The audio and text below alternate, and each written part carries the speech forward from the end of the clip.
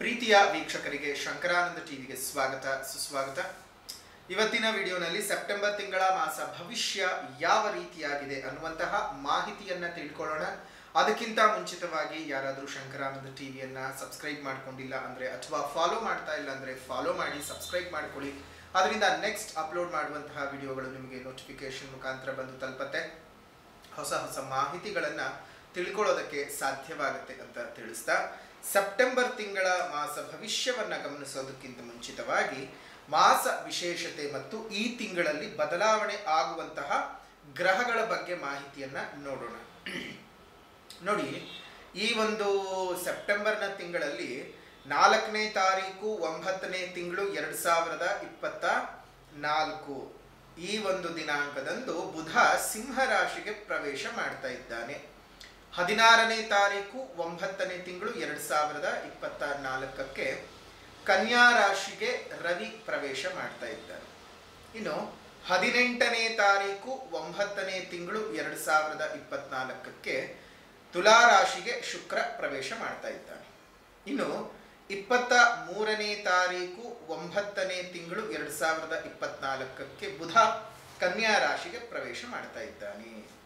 ಈ ಬದಲಾವಣೆ ಆಗ್ತಿರುವಂತಹ ಗ್ರಹಗಳು ಮತ್ತು ಈಗಾಗಲೇ ಸ್ಥಿತವಿರುವಂತಹ ಗ್ರಹಗಳಿಂದ ಯಾವ ರೀತಿಯಾದಂತಹ ಫಲಾನುಫಲಗಳನ್ನ ಈ ಒಂದು ರಾಶಿಗಳವರು ಪಡ್ಕೊಳ್ಬಹುದು ಅನ್ನೋದನ್ನು ನೋಡೋಣ. ಜೊತೆಗೆ ಈ ಒಂದು ತಿಂಗಳು ಸೆಪ್ಟೆಂಬರ್ ತಿಂಗಳು ತುಂಬಾ ವಿಶೇಷವಾದಂತಹ ದಿನಗಳನ್ನ ಒಳಗೊಂಡಿದೆ. ಯಾವ ರೀತಿಯಾದಂತಹ ವಿಶೇಷವಾದ ದಿನಗಳು ಅಂತಂದ್ರೆ ನೋಡಿ, ಮೊದಲನೇದಾಗಿ ನಮಗೆ ಈ ಒಂದು ತಿಂಗಳಲ್ಲಿ ಬೆನಕನ ಅಮಾವಾಸ್ಯೆಯಿಂದನೇ ಶುರುವಾಗ್ತಕ್ಕಂತಹ ಈ ಒಂದು ಮಾಸ ಭಾದ್ರಪದ ಮಾಸ.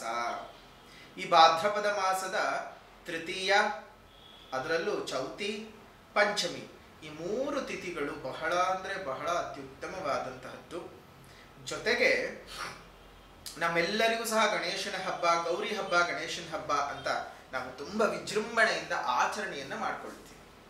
ಗೌರಿ ಮತ್ತು ಗಣೇಶನ ಹಬ್ಬ ಬರ್ತಕ್ಕಂಥದ್ದು ಸಹ ಇದೇ ಒಂದು ತಿಂಗಳಿನಲ್ಲಿ. ಅದರಲ್ಲೂ ಸಹ ಈ ಗೌರಿ ಹಬ್ಬ, ಗಣೇಶನ ಹಬ್ಬ ಎಲ್ಲರಿಗೂ ಸಹ ಅನುಕೂಲವನ್ನು ತಂದುಕೊಡ್ಲಿ, ನಿಮ್ಮ ಜೀವನದಲ್ಲಿ ಎಲ್ಲ ರೀತಿಯಾಗಿರ್ತಕ್ಕಂತಹ ತೊಂದರೆ ತಾಪತ್ರೆಗಳನ್ನ ನಿವಾರಣೆ ಮಾಡಲಿ. ಇನ್ನು ಸ್ವರ್ಣಗೌರಿ ವ್ರತವನ್ನ ನಾವು ಆಚರಣೆ ಮಾಡ್ತಾ ಇರ್ತಕ್ಕಂಥದ್ದು ನೋಡಿ, 6ನೇ ತಾರೀಕು ಶುಕ್ರವಾರ, 6ನೇ ತಾರೀಕು 9ನೇ ತಿಂಗಳು 2024 ಶುಕ್ರವಾರದ ತಿಥಿಯಂದು ಸ್ವರ್ಣಗೌರಿ ವ್ರತವನ್ನ ನೋಡಿ. ಶುಕ್ರವಾರನೇ ಗೌರಿ ಹಬ್ಬ ಬಂದಿರುವಂಥದ್ದು ತುಂಬಾ ಅಂದ್ರೆ ತುಂಬಾ ವಿಶೇಷ.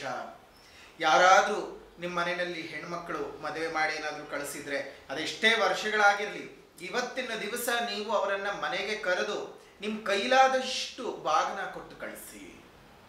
ಅಥವಾ ನಿಮಗೆ ಏನೂ ಕೊಡೋಕ್ ಸಾಧ್ಯ ಇಲ್ವಾ ನಿಮ್ಮ ಅಕ್ಕಂಗಿರಿಗೆ, ಮನೆಗೆ ಕರೆದು ಒಂದು ಹೊತ್ತು ಗಂಜಿನಾದ್ರೂ ಕೊಡಿ. ಅದಕ್ಕಿಂತೂ ಭಗವಂತ ಯಾರನ್ನು ಕೀಳು ಮಟ್ಟದಲ್ಲಿ ಇಟ್ಟಿಲ್ಲ. ನಿಮ್ಮ ಕೈಯಲ್ಲಿ ಗಂಜಿ ಹಾಕೋದಕ್ಕಾದ್ರೂ ಸಹ ಶಕ್ತಿ ಭಗವಂತ ಕೊಟ್ಟಿರ್ತಾರೆ. ಹಾಕಿ ಕೈಲಾದಷ್ಟು ಅರಿಶಿನ ಕುಂಕುಮ ಹೂವು ಕೊಟ್ಟು ಆ ಹೆಣ್ಮಗುಗೆ ತವರ ಮನೆಯಲ್ಲಿ ಒಂದಿಷ್ಟು ಗೌರವವನ್ನು ಕೊಟ್ಟು ಕಳಿಸಿ. ಹೆಣ್ಮಕ್ಳಿಗೆ ಯಾವಾಗಲೂ ಅಷ್ಟೇ, ತವರ ಮನೆಯಿಂದ ಬರುವಂತಹ ಇಷ್ಟು ಅರಿಶಿನ ಕುಂಕುಮ, ಒಂದು ಮೊಳದ ಹೂವು ಆಕೆಗೆ ಗಂಡನ ಮನೆಯಲ್ಲಿ ಗೌರವ ಜಾಸ್ತಿ ಮಾಡುತ್ತೆ.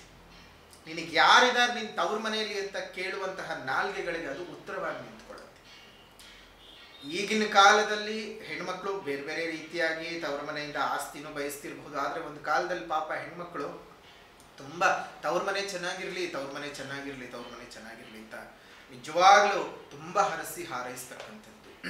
ಅದರಲ್ಲೂ ಈ ಒಂದು ಅದರ ಮರುದಿನವಾಗಿರ್ತಕ್ಕಂತಹ 7ನೇ ತಾರೀಕು ಶನಿವಾರದಂದು ವರಸಿದ್ಧಿ ವಿನಾಯಕ ವ್ರತ ನೋಡಿ, ಗಣೇಶನ ಹಬ್ಬ ಸಹ ಬಂದಿರುವಂಥದ್ದು. ಶನಿವಾರ ಗಣೇಶನ ಹಬ್ಬ, ಶುಕ್ರವಾರ ಗೌರಿ ಹಬ್ಬ. ನಿಮ್ಮ ಮನೆಗೆ ಹೆಣ್ಮಕ್ಳನ್ನ ಕರ್ಕೊಂಡು ಬಂದ್ಮೇಲೆ ಯಾವುದೇ ಕಾರಣಕ್ಕೂ ಶುಕ್ರವಾರದ ಹೊತ್ತು ಮಹಾಲಕ್ಷ್ಮಿ ಸ್ವರೂಪಿಣಿಯಾಗಿರ್ತಕ್ಕಂತಹ, ಗೌರಿ ಸ್ವರೂಪಿಣಿಯಾಗಿರುವಂತಹ ಆ ಹೆಣ್ಮಗುನ ನಿಮ್ಮ ಮನೆಯಿಂದ ಆಚೆ ಕಳಿಸೋದು ಬೇಡ. ಆ ಮನೆಯಲ್ಲೇ ಇಟ್ಕೊಂಡು ಮರುದಿನ ಗಣೇಶನ ಹಬ್ಬವನ್ನು ಮುಗಿಸ್ಕೊಂಡು ಭಾನುವಾರ ನೀವು ಕಳಿಸ್ಕೊಡಿ. ಅದೇ ರೀತಿಯಾಗಿ ಬಹಳ ವಿಶೇಷಗಳು ಅಂತ ನೋಡೋ ಸಂದರ್ಭದಲ್ಲಿ 15ನೇ ತಾರೀಕಿನಂದು ತಿರುವೋಣಂ ಇರುವಂಥದ್ದು. ನಮ್ಮ ಈ ಕೇರಳ ಭಾಗದಲ್ಲಿ ಬಹಳ ವಿಜೃಂಭಣೆಯಿಂದ ಮಾಡ್ತಕ್ಕಂಥ ತಿರುವೋಣಂ ಸಹ ಇರುವಂಥದ್ದು. ಇನ್ನು 16ನೇ ತಾರೀಕು ಅನಂತ ಪದ್ಮನಾಭ ವ್ರತ ನೋಡಿ. ಅನಂತ ಪದ್ಮನಾಭ ವ್ರತ ಅಲ್ಲಿಂದ ಶುರುವಾಗುತ್ತೆ. ನೆಕ್ಸ್ಟ್ ಅದನ್ನ ಅನಂತನ ಹುಣ್ಣಿಮೆ ಅಂತಲೂ ಸಹ ಕರೀತಾರೆ. ಅನಂತನ ಹುಣ್ಣಿಮೆ ದಿವಸ, ಅನಂತನದ್ದು ಅದೇ ದಿವಸ ತ್ರಯೋದಶಿ ದಿವಸ ಅನಂತ ಪದ್ಮನಾಭ ವ್ರತವನ್ನು ಮಾಡಿ ಅದಾದ ನಂತರ ಬರುವಂತಹ ಹುಣ್ಣಿಮೆ ಅನಂತನ ಹುಣ್ಣಿಮೆ ಅಂತ ಒಂದು ಪ್ರಸಿದ್ಧಿಯಾಗಿರುತ್ತೆ. ಆ ಅನಂತನ ಹುಣ್ಣಿಮೆ ದಿವಸದಿಂದಾನೇ, ಮರು ದಿವಸದಿಂದಾನೇ ನಮಗೆ ಪಿತೃಪಕ್ಷವು ಪ್ರಾರಂಭ ಆಗತ್ತೆ. ಆ 15 ದಿವಸ ಒಂದು ಪಕ್ಷ ಏನಿರುತ್ತಲ್ಲ, ಆ ಒಂದು ಪಕ್ಷ ಪಿತೃಪಕ್ಷವಾಗಿರುತ್ತೆ. ಆ ಪಿತೃಪಕ್ಷದಲ್ಲಿ ನಿಮಗೆ ನಿಜವಾಗ್ಲೂ ನಿಮ್ಮ ಪಾಪಕರ್ಮಗಳನ್ನು ಕಳ್ಕೊಳ್ಳೋದಕ್ಕೆ, ನಿಮ್ಮ ಒಂದು ಜೀವನದಲ್ಲಿರುವಂತಹ ತೊಂದರೆ ತಾಪತ್ರೆಗಳನ್ನು ಕಳ್ಕೊಳ್ಳೋದಕ್ಕೆ ಈ ಪಿತೃಪಕ್ಷ ತುಂಬಾ ಅಂದ್ರೆ ತುಂಬಾ ಸಹಾಯಕವಾಗಿರುತ್ತೆ. ನೋಡಿ, ನಾವು ಸತ್ತ ನಂತರದಲ್ಲಿ ನಾವು ಯಮಲೋಕಕ್ಕೆ ಹೋಗೋ ಸಂದರ್ಭದಲ್ಲಿ ಆ ವೈತರಣಿ ನದಿಯನ್ನ ದಾಟಬೇಕಾದಾಗ ಅಲ್ಲಿರುವಂತಹ ಬೇರೆ ಯಮಕಿಂಕರರು ಹಿಂಸೆ ಕೊಡೋಕೆ ಶುರು ಮಾಡಿರ್ತಾರೆ. ನೀನು ಈ ತೀರದಿಂದ ಆ ತೀರಕ್ಕೆ ಹೋಗೋದಕ್ಕೆ ನೀನು ಏನು ಪುಣ್ಯ ಕಾರ್ಯ ಮಾಡ್ಕೊಂಡಿದ್ಯಾ, ಏನು ಒಳ್ಳೆಯಲ್ಲಿ ನೀವು ಪಿತೃ ಕಾರ್ಯಗಳನ್ನ ಮಾಡಬೇಕು. ಯಾಕಂದ್ರೆ ಸತ್ತು ಹೋದಂಥವ್ರಿಗೆ ಅಲ್ಲಿ ಸರಿಯಾಗಿರುವಂಥ ವ್ಯವಸ್ಥೆ ಇಲ್ಲದೆ ಒದ್ದಾಡ್ತಾ ಇರ್ತಾರೆ. ಅದಕ್ಕೆ ನೀವೆಷ್ಟು ದಾನ ಧರ್ಮಗಳನ್ನ ಬದುಕಿದ್ದಾಗ ನೀವು ಮಾಡ್ಕೊಳ್ತೀರೋ, ನಿಮ್ಮ ಬುದ್ಧಿಯಿಂದ ನಿಮ್ಮ ಶಕ್ತಿಯಿಂದ ನೀವು ಮಾಡ್ಕೊಳ್ತೀರೋ ಅದು ನಿಮಗೆ ಒಳ್ಳೇದು. ಮಕ್ಕಳು ಮಾಡ್ತಾರೆ, ಅವ್ರು ಮಾಡ್ತಾರೆ, ಇವ್ರು ಮಾಡ್ತಾರೆ, ನಿಮ್ಮ ಮನಸ್ಸಿದ್ದ ಹಾಗೆ ನಿಮ್ಮ ಮಕ್ಕಳ ಮನಸ್ಸು ಇರಬೇಕು ಅಂತ ಏನೂ ಇಲ್ಲ. ನೋಡಿ, ಕರ್ಣನ ದೇಹಾಂತ್ಯವಾದ ನಂತರದಲ್ಲಿ ಸ್ವರ್ಗಕ್ಕೆ ಹೋಗಿರ್ತಾರೆ. ಸ್ವರ್ಗಕ್ಕೆ ಹೋದ ಸಂದರ್ಭದಲ್ಲಿ ಅವನಿಗೆ ತಿನ್ನೋಕೆ ಅನ್ನಾಹಾರಗಳು ಇಲ್ಲದ ಹಾಗೂ ಒದ್ದಾಡ್ತಾನೆ. ಸ್ವರ್ಗದಲ್ಲೆಲ್ಲಾದ್ರೂ ತಿನ್ನೋಕೆ ಕುಡಿಯೋಕೆ ಬರವಿದೆಯಾ ಅಂತ ಕೇಳಿದ್ರೆ ಖಂಡಿತವಾಗಿಯೂ ಬರವಿರುತ್ತೆ. ಯಾಕೆಂದ್ರೆ ಕರ್ಣ ಪಿತೃ ಕಾರ್ಯಗಳನ್ನು ಮಾಡಿರೋದಿಲ್ಲ. ಅವನು ಕೇವಲ ದಾನ ಧರ್ಮಗಳನ್ನು ಮಾಡ್ಕೊಂಡಿರ್ತಾನೆ. ಪಿತೃ ಕಾರ್ಯಗಳನ್ನು ಮಾಡಬೇಕು. ಅವನು ತಂದೆ ತಾಯಿ ಯಾರು ಅಂತಾನೆ ಗೊತ್ತಿಲ್ಲ. ಪಿತೃ ಕರ್ಮಗಳನ್ನು ಎಲ್ಲಿಂದ ಮಾಡೋದಕ್ಕೆ ಸಾಧ್ಯ? ಆ ನಂತರ ಪುನಃ ಭೂಮಿಗೆ ಬಂದ ನಂತರ ಅವನ ಪಿಂಡ ಪ್ರಧಾನಗಳನ್ನೆಲ್ಲ ಅವನ ತಂದೆ ತಾಯಿಗಳಿಗೆಲ್ಲ ಮಾಡಿದ ನಂತರ ಸ್ವರ್ಗದಲ್ಲಿ ಅವನಿಗೆ ತಿನ್ನೋಕೆ ಅನ್ನಾಹಾರಗಳು ಸಿಗುತ್ತೆ. ಅದು ದ್ವಾಪರ ಯುಗದಲ್ಲಿ. ಆದ್ರೆ ಇದು ಕಲಿಕಾಲದಲ್ಲಿ ದಾನವೇ ಶ್ರೇಷ್ಠ. ದಾನಗಳನ್ನ ಮಾಡತಕ್ಕಂಥದ್ದು ನಿಮ್ಮ ಒಂದು ಮುಂದಿನ ಜೀವನವನ್ನ ಸುಖಮಯವಾಗಿ ಇಟ್ಕೊಳ್ಳೋದಕ್ಕೆ ಸಾಧ್ಯವಾಗುತ್ತೆ. ಸಾಧ್ಯವಾದಷ್ಟು ದಾನಗಳನ್ನು ಮಾಡಿ ಧರ್ಮಗಳಲ್ಲಿ ನಿಮ್ಮ ಜೀವನವನ್ನ ಮುಂದುವರಿಸ್ಕೊಂಡು ಹೋಗಿ. ಅನ್ನಬಹುದು, ನೀವೇನು ಮರಕ್ಕೂ ದೇವ್ರಂತೀರಿ, ಕಲ್ಲಿಗೆ ದೇವ್ರಂತೀರಿ, ಬಂಡೆಗೆ ದೇವ್ರಂತೀರಿ, ಪರ್ವತಗಳಿಗೆ ದೇವರಂತೀರಿ, ಕೊನೆಗೆ ವರ್ಷಕ್ಕೊಮ್ಮೆ ತರಕಾರಿ ಕತ್ತರಿಸುವಂತಹ ಚಾಕು ಚೂರಿಗಳಿಗೂ ಅರ್ಶಿನ ಕುಂಕುಮ ಗಂಧ ಬಳಿತೀರಿ, ಅದಕ್ಕೂ ದೇವರು ಅಂತ ಹೇಳಿ ಪೂಜೆ ಮಾಡ್ತೀರಿ. ನಿಮಗೇನು ಅನ್ಸೋದೇ ಇಲ್ಲವಾ? ಯಾವುದೋ ಒಂದಿಷ್ಟು ದಪ್ಪದ ಅನ್ನದ ಉಂಡೆಯನ್ನು ಕಟ್ಟಿ ಕಾಗೇನು ಕಾ ಕಾ ಕಾ ಕಾ ಅಂತ ಕರೆದ ತಕ್ಷಣ ಅದು ಬಂದು ತಿಂದುಕೊಂಡು ಹೋಗುತ್ತೆ. ಆಗ ನಿಮ್ಮ ದೊಡ್ಡವರಿಗೆ ಮೋಕ್ಷ ಸಿಕ್ತು, ಅವ್ರಿಗೊಂದಲ್ಲಿ ಏನೋ ದಾರಿ ಆಯಿತು ಅಂತ ನಂಬುತ್ತೀರಿ. ಇದೆಲ್ಲ ಬದುಕಿನ ಮೂಢನಂಬಿಕೆ ಅಂತ ಹಲವಾರು ಜನ ಅಂದ್ಕೊಳ್ತಾರೆ. ಆದರೆ ಅದು ಯಾವುದು ಬದುಕಿನ ಮೂಢನಂಬಿಕೆ ಅಂತೂ ಖಂಡಿತ ಅಲ್ಲ. ಬದುಕಿನ ಸೌಜನ್ಯ ಅನ್ನೋದಕ್ಕೆ ನಾವು ಇಷ್ಟಪಡಬೇಕು. ಬದುಕಿನ ಸಂಸ್ಕಾರ. ಪ್ರಕೃತಿಯಲ್ಲಿದ್ದೀವಿ, ಪ್ರಕೃತಿ ನಮ್ಮನ್ನು ಕಾಪಾಡ್ತಿದೆ, ಪ್ರಕೃತಿ ನಮ್ಮನ್ನು ಪೊರೀತಿದೆ, ಪ್ರಕೃತಿ ನಮ್ಮನ್ನು ಎಲ್ಲದಕ್ಕೂ ಇದು ಮಾಡ್ತಾ ಇದೆ. ಅದಕ್ಕೆ ನಾವು ಅದನ್ನು ದೇವರು ಅಂತ ಹೇಳ್ತೀವಿ, ಪೂಜೆಯನ್ನು ಮಾಡ್ತೀವಿ. ತಪ್ಪೇನಿದೆ? ನಮ್ಮ ದಿನ ಬದುಕಿಗಾದ್ರೆ ಸಾಕು. ಚಾಕು ಚೂರಿಗಳಿಲ್ಲದೆ ಅಡುಗೆ ಮನೆಯಲ್ಲಿ ಕೆಲಸವೇ ಆಗಲಾರದು. ಅದಕ್ಕೊಂದು ದೈವತ್ವದ ಸ್ಥಾನಮಾನ, ವರ್ಷಕ್ಕೊಮ್ಮೆ ಅದರ ಕೃತಜ್ಞತೆ. ನಿರ್ಜೀವ ಅದು ಹೌದು, ಆದರೆ ನಮ್ಮ ಬದುಕಿಗೆ ಅದು ಬೆಸ್ಕೊಂಡಿದೆ, ಅದಿಲ್ಲದೆ ಇಲ್ಲ. ಹಾಗಾಗಿ ಅದಕ್ಕೊಂದು ಸ್ಥಾನಮಾನವನ್ನು ಕಲ್ಪಿಸಿದ್ದೀವಿ. ತಪ್ಪಿದೆಯಾ? ಅದನ್ನ ನೀವು ತಪ್ಪು ಅಂತ ಅಂದ್ಕೊಂಡ್ರೆ ಅದು ನಿಮ್ಮ ಮನಸ್ಸಿನ ಭಾವನೆ ಅಷ್ಟೇ. ಈ 4-6 ಜನಕ್ಕೆ ನಿಮ್ಮ ಅಪ್ಪ ಅಮ್ಮನ ಹೆಸರು ಹೇಳಿ ಒಂದಿಷ್ಟು ಅನ್ನ ಉಣಬಡಿಸ್ತೀರಿ, ಅದರಲ್ಲೊಂದು ಸಾರ್ಥಕತೆ. ಇದ್ದಾಗ ಏನೂ ಮಾಡಲಿಲ್ಲ, ಕಡೆ ಪಕ್ಷ ಅವ್ರು ಹೋದಾಗ್ಲಾದ್ರೂ ಮಾಡ್ತಿದ್ದೀನಿ ಅನ್ನುವಂತಹ ಒಂದು ಪ್ರಾಯಶ್ಚಿತ್ತ ಪೂರ್ವಕವಾಗಿರ್ತಕ್ಕಂತಹ ಆ ಪಾಪ ಪ್ರಜ್ಞೆಯಿಂದ ಆಚೆ ಬರೋದಕ್ಕೆ ಮಾಡ್ಕೊಳ್ಬಹುದು. ಹೀಗೆ ನಮ್ಮ ಬದುಕಿನಲ್ಲಿ ನಡೆಯುವಂತಹ ಹಲವು ಕ್ರಿಯೆಗಳು, ಹಲವು ವಿಚಾರಗಳೊಂದಿಗೆ ಜೋಡಿಕೆ ಆಗಿರುತ್ತೆ. ಈ ಪಿತೃಪಕ್ಷ ನಿಮ್ಮ ಜೀವನದಲ್ಲಿರುವಂತಹ ಎಲ್ಲ ತೊಂದರೆಗಳನ್ನು, ತಾಪತ್ರಗಳನ್ನು, ಪಿತೃಗಳಿಗೆ ನೀವು ಮಾಡಿರ್ತಕ್ಕಂತಹ ಅಪಚಾರಗಳನ್ನೆಲ್ಲ ತೀರಿಸಿಕೊಳ್ಳೋದಕ್ಕೆ ಸಾಧ್ಯವಾಗುತ್ತೆ. ಅಂತಹ ಒಂದು ಸಮಯವನ್ನು ವ್ಯರ್ಥ ಮಾಡ್ಕೊಳ್ಳೋದಕ್ಕೆ ಹೋಗೋದು ಬೇಡ. ಈ ಒಂದು ಅನಂತ ಪದ್ಮನಾಭ ವ್ರತವನ್ನು ಯಾರ್ಯಾರು ಸಾಧ್ಯವಾಗುತ್ತೋ ಅನಂತನ ಹಬ್ಬ ಮಾಡ್ಕೊಳ್ಳಿ. ಅದಾದ ನಂತರ ಅನಂತನ ಹುಣ್ಣಿಮೆಯಿಂದ ಮರುದಿನವೇ ಒಂದು ನಮಗೆ ಪಕ್ಷದ ಪ್ರಾರಂಭ, ಮಹಾಲಯ ಪಕ್ಷದ ಪ್ರಾರಂಭ. ಪಕ್ಷ ಪೂರ್ಥ ನಿಮ್ಮ ಪಿತೃದೇವತೆಗಳನ್ನು ನೆನೆದುಕೊಂಡು ಅವರುಗಳಿಗೆ ಸೇರಿಸಬೇಕಾಗಿರ್ತಕ್ಕಂತಹ ಗೌರವ, ಅವರಿಗೆ ಸಲ್ಲಬೇಕಾಗಿರ್ತಕ್ಕಂಥ ಪೂಜೆ ಪುನಸ್ಕಾರಗಳನ್ನು ಮಾಡಿ ಅವರನ್ನು ಸಹ ಸುಸ್ಥಿತಿಯಲ್ಲಿ ಇಟ್ಕೊಳ್ಳಿ. ಇನ್ನು ರಾಶಿ ಭವಿಷ್ಯದ ಕಡೆ ಗಮನ ಕೊಡೋಣ. ವೃಷಭ ರಾಶಿಯವರ ಭವಿಷ್ಯ ಯಾವ ರೀತಿಯಾಗಿದೆ ಅನ್ನೋದನ್ನ ಗಮನಿಸೋಣ. ವೃಷಭ ರಾಶಿಯವರಿಗೆ ಈ ಗ್ರಹ ಸ್ಥಿತಿಗಳ ಬದಲಾವಣೆಗಳಿಂದಾಗಿ ಯಾವ ರೀತಿಯಾದ ಫಲಾನುಫಲಗಳಿದೆ ಅಂದ್ರೆ, ವೃಷಭ ರಾಶಿಯವರಿಗೆ ಬಹಳ ಶುಭ ಫಲಗಳು ಈ ತಿಂಗಳು ಕಾದಿರುವಂತಹದ್ದು. ಕುಟುಂಬದಲ್ಲಿ ಶುಭ ಕಾರ್ಯಗಳು ನಡೆಯುತ್ತೆ. ಆರ್ಥಿಕ ಮತ್ತು ಹಣಕಾಸಿನ ಮುಗ್ಗಟ್ಟಿನಿಂದ ಆಚೆ ಬಂದು ಆರ್ಥಿಕ ಸ್ವಾತಂತ್ರ್ಯವನ್ನ ಪಡೆದುಕೊಳ್ತೀರಿ. ಅಷ್ಟು ಮಾತ್ರ ಅಲ್ಲ, ಕೈಗೊಂಡಂತಹ ಎಲ್ಲ ಕೆಲಸ ಕಾರ್ಯಗಳಲ್ಲೂ ಸಹ ಸಾಫಲ್ಯತೆಯನ್ನ ಪಡ್ಕೊಳ್ತೀರಿ. ಹಳೆ ಬಾಕಿ ವಸೂಲಿಗಳು ಆಗ್ತಕ್ಕಂಥದ್ದು ವೃಷಭ ರಾಶಿಯವರಿಗೆ. ನೀವು ಸಹ ಸಾಲ ತೀರಿಸ್ಕೊಳ್ತೀರಿ, ನಿಮಗೆ ಕೊಡಬೇಕಾದವರು ಸಹ ಆ ಸಾಲದ ಹಣವನ್ನ ಕೊಡ್ತಾರೆ. ಹೊಸ ಕೆಲಸದಲ್ಲಿ ಪ್ರಯತ್ನವನ್ನೇನಾದ್ರೂ ಮಾಡ್ತಾ ಇದ್ರೆ ಆ ಕೆಲಸದಲ್ಲಿ ಸಾಕಷ್ಟು ಒಳ್ಳೆಯ ಪ್ರಯತ್ನಗಳನ್ನು ನೀವು ಪ್ರಯತ್ನ ಮಾಡ್ತಾ ಇದ್ರೆ ಸಾಕಷ್ಟು ಒಳ್ಳೆಯ ಫಲಗಳನ್ನು ನೀವು ನಿರೀಕ್ಷೆ ಮಾಡಬಹುದು. ಉಳಿದಂತೆ ನಿಮಗೆ ಅತ್ಯಂತ ಎಷ್ಟು ಶುಭದಾಯಕವಾಗಿದೆ ಅಂತಂದ್ರೆ ಈ ತಿಂಗಳು ವೃಷಭ ರಾಶಿಯವರಿಗೆ ತುಂಬಾ ಅಂದ್ರೆ ತುಂಬಾನೇ ಚೆನ್ನಾಗಿ ಹಾಕೊಳ್ಳುತ್ತೆ. ನೀವೇನ್ ಕೆಲಸ ಬೇಕು ಅಂದ್ರೂ ಈ ತಿಂಗಳು ಮಾಡ್ಕೊಳ್ಬಹುದು. ಅದು ನಿಮ್ಗೆ ಅಷ್ಟೇ ಒಳ್ಳೆ ರೀತಿನಲ್ಲೇ ನಿಮಗೆ ಫಲಗಳನ್ನ ಕೊಡುತ್ತೆ. ಅಂದ್ರೆ ಈ ಮನೆ ಕಟ್ಕೊಳ್ಳುವಂಥದ್ದು ಇರಬಹುದು, ಮನೆ ಮಾರಾಟದ ಕೆಲಸಗಳಿರುವಂಥದ್ದು, ಜಮೀನುಗಳ ಖರೀದಿ, ನಿಮ್ಮ ವೆಚ್ಚೆಯ ವಸ್ತುಗಳ ಖರೀದಿಗಳು, ಐಷಾರಾಮಿಯ ಜೀವನವನ್ನು ಅನುಭವಿಸುವಂಥದ್ದು.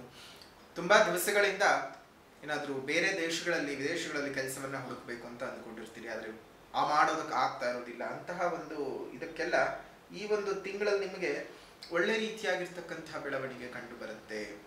ಅಷ್ಟು ಮಾತ್ರ ಅಲ್ಲ, ಪೊಸಿಷನ್ಗಳನ್ನು ಚೇಂಜ್ ಮಾಡ್ಕೊಳ್ಬೇಕು. IT ಸೆಕ್ಟರ್ಗಳಲ್ಲಿ ಕೆಲಸದಲ್ಲಿದ್ದೀನಿ, ನಂಗೆ ಯಾಕೋ ಪೊಸಿಷನ್ ಚೇಂಜ್ ಮಾಡ್ಕೊಳ್ಬೇಕು ಅನಿಸ್ತಿದೆ, ಅಥವಾ ಕಂಪನಿ ಚೇಂಜ್ ಮಾಡ್ಕೊಳ್ಬೇಕು ಅಂತಿದೆ, ಆರಾಮಾಗಿ ತಿಂಗಳು ಮಾಡ್ಕೊಳ್ಳಿ. ಒಳ್ಳೆ ರೀತಿಯಾಗಿರ್ತಕ್ಕಂಥದ್ದು ಇದು. ವೈದ್ಯರಿಗಾಗಿರ್ಬಹುದು, ಕಲಾವಿದರಿಗಾಗಿರ್ಬಹುದು, ನ್ಯಾಯಾಲಯದ ಅಧೀನದಲ್ಲಿ ಕೆಲಸ ಮಾಡುವಂತಹ ಸಂಸ್ಥೆಗಳಲ್ಲಿ ಇರುವಂಥವ್ರಿಗಿರಬಹುದು ಒಳ್ಳೆ ರೀತಿಯಾದ ಬೆಳವಣಿಗೆ. ಇನ್ನು ಚಲನಚಿತ್ರ ನಟ ನಟಿಯರಿಗೆ ವಿಶೇಷವಾದ ವಿನೂತನವಾದ ಅವಕಾಶಗಳು ಬಂದು ಕೈ ಸೇರ್ತಕ್ಕಂಥದ್ದು. ನಿಮ್ಮ ಇಚ್ಛಿತ ಎಲ್ಲ ಕಾರ್ಯಗಳು ಸಹ ಪರಿಪೂರ್ಣವಾಗಿ ಪೂರ್ಣವಾಗುತ್ತೆ. ಇವತ್ತಿನ ದಿನಮಾನದಲ್ಲಿ ಯಾವುದೇ ರೀತಿಯಾಗೂ ನೋವುಗಳು ಇಲ್ಲದೆ ಈ ಒಂದು ತಿಂಗಳಲ್ಲಿ ಇರುವಂತಹ ಸಾಧ್ಯತೆಗಳಿದ್ದಾವೆ. ಅದರ ಜೊತೆಗೆ ನಿಮಗೆ ಜಾತಕವು ಸಹ ಸಪೋರ್ಟ್ ಮಾಡ್ತು ಅಂತ ಹೇಳಿದ್ರೆ ನಿಮಗೆ ಇನ್ನಷ್ಟು ಹೆಚ್ಚಿನ ಶುಭ ಫಲಗಳು ಇರ್ತವೆ. ಆದಾಯಕ್ಕೂ ಮತ್ತು ವ್ಯಯಕ್ಕೂ ಅಜಗಜಾಂತರ ವ್ಯತ್ಯಾಸ. ಅಂದರೆ ಒಳ್ಳೆ ರೀತಿಯಲ್ಲಿ ನಿಮ್ಗೆ ಆದಾಯ ಹತ್ತಿದ್ರೆ ವ್ಯಯ 1, 2 ಈ ರೀತಿಯಾಗಿ ಇರುತ್ತೆ. ಇನ್ನು ಮಿಕ್ಕ ಉಳಿದ 8-9 ಆದಾಯ ನಿಮ್ಮ ಕೈನಲ್ಲೇ ಇಟ್ಕೊಳ್ಳುತ್ತೆ. ಸ್ವಲ್ಪ ಹುಷಾರು. ನಮಗೆ ಸುಖ ಜಾಸ್ತಿ ಆಗ್ತಾ ಇದೆ ಅಂತ ಹೇಳ್ತಾ ಇದ್ದ ಹಾಗೆ ಸುತ್ತ ಜನನೂ ಜಾಸ್ತಿ ಆಗ್ತಾರೆ.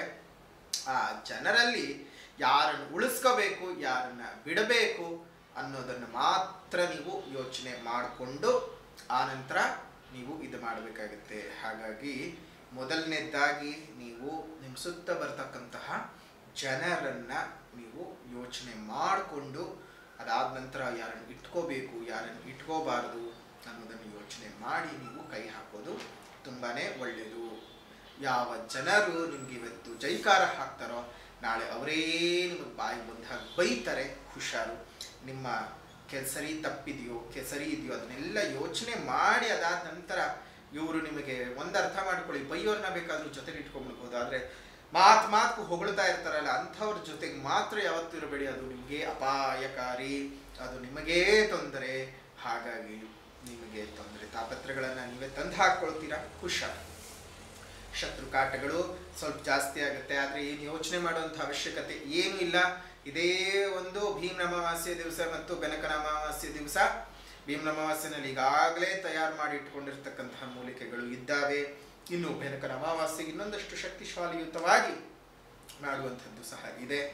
ಸಾಧ್ಯ ಯಾರು ಜಾಸ್ತಿ ಬುಕ್ಕಿಂಗ್ಸ್ ಆಗಿದೆ ಅಂತಂದರೆ ಬೆನಕನ ಅಮಾವಾಸ್ಯೆಗೂ ಸಹ ನಾವು ಮಾಡ್ತೀವಿ. ಈಗಾಗಲೇ ರೆಡಿ ಇರುವಂತಹ ನಾಗಭೂತಾಳಿ, ರಕ್ತಭೂತಾಳಿ ತಾಯಿತವನ್ನು ನೀವು ಬೇಕು ಅಂತಂದರೆ ಈ ಶತ್ರು ಕಾಟಗಳಿಗೆ, ಮಾಟಮಂತ್ರ ದೋಷಗಳಿಗೆ, ದೃಷ್ಟಿ ದೋಷಗಳಿಗೆ ಅದನ್ನು ನೀವು ಕತ್ನಲ್ಲಿ ಅಥವಾ ಸೊಂಟದಲ್ಲಿ ಕಟ್ಕೊಳ್ಳೋದ್ರಿಂದ ನಿಮಗೆಲ್ಲ ರೀತಿಯಾಗಿರ್ತಕ್ಕಂತಹ ಒಂದು ನೋವುಗಳು ನಿವಾರಣೆ ಆಗುತ್ತೆ. ಆ ಬಾಧೆಗಳೇ ನಿಮಗೆ ಕೊಡೋದಿಲ್ಲ. ಅಷ್ಟು ಚೆನ್ನಾಗಿ ನಿಮಗೆ ಈ ಕ್ಷುದ್ರ ಕಾಲ ಅಂತ ಕರಿತೀವಲ್ಲ, ಕ್ಷುದ್ರ ಕಾಲದಲ್ಲಿ ಒಂದು ದೇವತೆ, ಸಾತ್ವಿಕ ದೇವತೆಯ ಉಪಾಸನೆಯಿಂದ ಮಾಡಿರ್ತಕ್ಕಂತಹ ಶಕ್ತಿಶಾಲಿಯುತವಾಗಿರ್ತಕ್ಕಂತಹ ದೃಷ್ಟಿದೋಷ, ಮಾಟಮಂತ್ರ ದೋಷ, ಶತ್ರು ಕಾಟಗಳು, ಎಲ್ಲ ಕಾಟಗಳು ನಿವಾರಣೆ ಆಗ್ತಕ್ಕಂಥ ತಾಯಿತವನ್ನ ನೀವು ತರಿಸಿ ನೀವು ಹಾಕ್ಕೊಳ್ಳಿ. ನಿಮಗೆ ಅದರಿಂದ ತುಂಬಾ ಅನುಕೂಲತೆಗಳು ಸೃಷ್ಟಿಯಾಗುತ್ತೆ. ಬೇಕು ಅಂದರೆ ಇಲ್ಲೇ ಇರುವಂತಹ ಫೋನ್ ನಂಬರ್ಗೆ ಫೋನ್ ಮಾಡಿ ನಿಮಗೆ ಹೆಚ್ಚಿನ ಮಾಹಿತಿಗಳನ್ನು ನಿಮಗೆ ಅವರು ಕೊಡ್ತಾರೆ. ಈ ಒಂದು ತಿಂಗಳಲ್ಲಿ ವಿದ್ಯಾರ್ಥಿಗಳಿಗೆ ಬಹಳ ಲಾಭಗಳು ಇದ್ದಾವೆ. ವಿದ್ಯಾಭ್ಯಾಸದಲ್ಲಿ ಬಹಳ ಪ್ರಗತಿಗಳು, ತೀರ್ಥಕ್ಷೇತ್ರದ ಲಾಭಗಳು, ತೀರ್ಥಕ್ಷೇತ್ರದ ಪ್ರವಾಸಗಳನ್ನು ಮಾಡುವ ಸಾಧ್ಯತೆಗಳು ಇದ್ದಾವೆ. ಇನ್ನು ಈ ತಿಂಗಳಲ್ಲಿ ನಿಮಗೆ ಒಂದಿಷ್ಟು ಅದೃಷ್ಟ ಅಥವಾ ನಿಮಗೆ ಸಾಧಕವಾಗಿರುವಂತಹ ದಿನಗಳು ಅಂತಂದರೆ 2, 5, 19, 2, 5, 19, 20, 28, 30 ಈ ದಿನಾಂಕಗಳು ನಿಮಗೆ ಶುಭದಾಯಕವಾಗಿ ಇದ್ದಾವೆ. ಇದಿಷ್ಟು ನಿಮಗೆ ವೃಷಭ ರಾಶಿಯವರ ಸೆಪ್ಟೆಂಬರ್ ತಿಂಗಳ ಮಾಸ ಭವಿಷ್ಯವಾಗಿದೆ.